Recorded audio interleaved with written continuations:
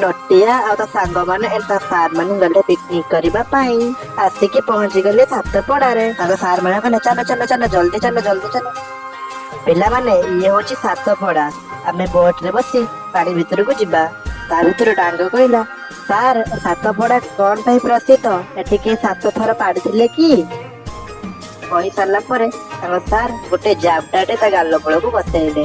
Sir କହିଲେ, ଶୁଣ ସମସ୍ତେ, ମୁଁ ଟିକଟ କାଟୁଛି, ତମେ ମଧୁ ସାରଙ୍କ ସହ ବୋଟକୁ ଯାଅ। ନଟିଆ କହିଲା, ଆରେ ଗେଣ୍ଡୁ ଟିକେ ଆସିଲୁ, ଟିକେ ଶୌଚାଳୟ ଦେଇକି ଆସିଥାନ୍ତେ। ଗେଣ୍ଡୁ କହିଲା, ନା ନା ବୋଟ ପାଖକୁ ଚାଲେ, ନହେଲେ ସାର୍ ନହେଲେ ବାଡେଇବେ। ଆରେ ଏକ ଲାଗୁଛି ପରା, କଣ କରିବି? ବୋଟରେ ଗଲେ କୋଉଠି କରିବି? ହେ ଭଗବାନ, ଆକୁ ଏତିକି ଟାଇମରେ ଏକ କରିବାର ଥିଲା। ହଉ ଚାଲେ ଚାଲେ ଚାଲେ ଚାଲେ। ନଟିଆ ଆଉ ଗେଣ୍ଡୁ 2 ଜଣ କଥାବାର୍ତ୍ତା ହୋଇ ଶୌଚାଳୟକୁ ଗଲେ। ନଟିଆ ଶୌଚାଳୟ କରିକି ଆସିଲା ବେଳକୁ ଗୋଟିଏ ମାଛ ଦେହରେ ଗୋଟିଏ ଲୁହା କଣ୍ଟାଟେ ଲାଗିଥିଲା। ମାଛ ଦେହରେ କଣ୍ଟା ଗଳିବାରୁ ମାଛଟି ବହୁତ ଆଘାତରେ ଛଟପଟ ହଉଥିଲା। ନଟିଆ ମାଛର କଷ୍ଟ ସହି ନ ପାରି ଗେଣ୍ଡୁକୁ ଡାକିଲା, ଆରେ ଗେଣ୍ଡୁ ଗେଣ୍ଡୁ। ଗେଣ୍ଡୁ କହିଲା, କଣ ହେଲା? ଡାକିଲୁ କଣ ପାଇଁ ପଛ ଆଡୁ? ଆରେ ଗେଣ୍ଡୁ ଦେଖିଲୁ ଦେଖିଲୁ ମାଛଟି କେମିତି କଷ୍ଟ ପାଉଛି, ତା ପିଠିରେ ଗୋଟେ ବଡ କଣ୍ଟାଟେ ପଶି ଯାଇଛି। ଆରେ ପାଗଳ ହେଇଗଲୁଣି କିରେ? ସେପଟ ପରା ଡେରି ହେଇଯାଉଛି, ଆଉ କାହାକୁ କହିଦେଇଥିଲେ କଣ୍ଟା ଆସି ଖୋଲି ଦେଇ ନଥାନ୍ତା।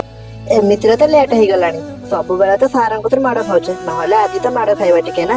ଆଉ ମୋ ଆଖି ସାମ୍ନାରେ ଗୋଟିଏ ମାଛ ଦେହରେ କଣ୍ଟା ପଶିଥିବ, ସେ ଏମିତି ଛଟପଟ ହଉଥିବ, ମୁଁ ତାକୁ ଛାଡି ଦେଇ ପଳେଇ ଯିବି?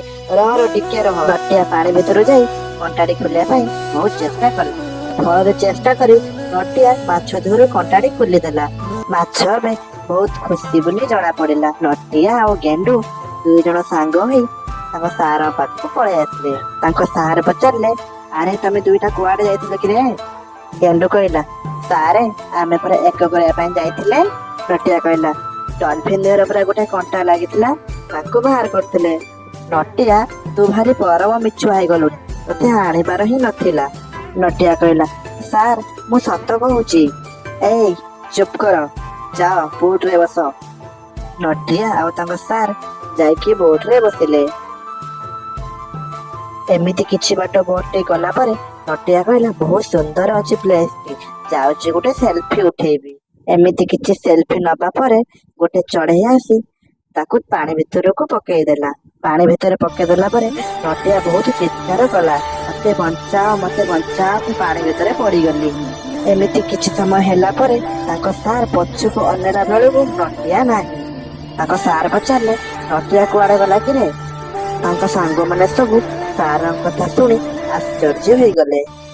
ଗେଣ୍ଡୁ କହିଲା, ସାର୍ ଦେଖନ୍ତୁ ଦେଖନ୍ତୁ, ନଟିଆ ପାଣି ଭିତରେ ପଡି ଯାଇଛି। ସାପଟି ନଟିଆକୁ ଦେଖି ଆଗକୁ ଆଗକୁ ମାଡି ଯାଉଛି। ଯୋଉ ଡଲଫିନକୁ ନଟିଆ ବଞ୍ଚେଇଥିଲା, ସେଇ ଡଲଫିନ ସାପକୁ ଦେଖି ବହୁତ ରାଗି ଯାଉଛି। ଜୋର କରି ଡଲଫିନ ପାଟି ସାହାଯ୍ୟରେ ଆଉ ଗୋଟେ ଜାଗାରୁ ଆଉ ଗୋଟେ ଜାଗାକୁ ନେଇ ଯାଉଛି। ସାପକୁ ଡଲଫିନ ପକେଇ ଦେଇ ନଟିଆକୁ ତା ପିଠିରେ ବସି ତାକୁ ବୋଟ ପାଖକୁ ନେଇ ଯାଉଛି। ନଟିଆ ଆସି ବୋଟ ପାଖରେ ପହଞ୍ଚିଗଲା।